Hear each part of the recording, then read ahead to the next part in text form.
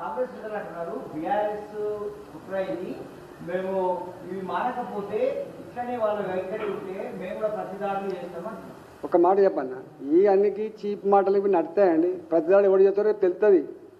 రేపు ప్రజలలో నువ్వు పోతే తెలుస్తుంది నీకు సంగతి ఏందో. నేను అంటున్నా, ఇప్పుడు వీళ్ళంటే టీఆర్ఎస్ అని అంటున్నావు. డీకే అరుణ కానీ సెప్టెంబర్ 1st వీక్లో తీసుకుపోయిందండి.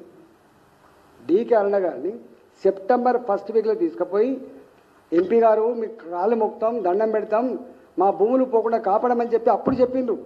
అక్కడ మా పార్టీ పెద్దగా లేదు, మాకు వచ్చిన ఓట్లు 3000 4000 ఓట్లే. కానీ ట్రాక్టర్ల మీద వాళ్ళే స్వచ్ఛందంగా వచ్చి ఆ దండం సక్సెస్ చేసినంటే అర్థం చేసుకోండి. ఒకటి గుర్తుపెట్టుకోండి, ప్రజలకు ఇష్టం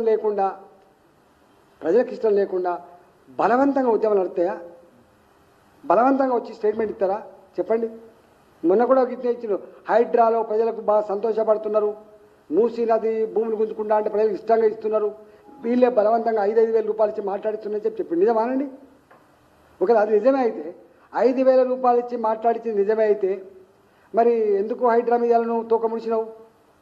ఎందుకు ఇవాళ మూసీ మీద నీకు ఎందుకు రియాక్షన్ వస్తే నువ్వు కొంత అప్రలోచన పడవు? చెప్పండి.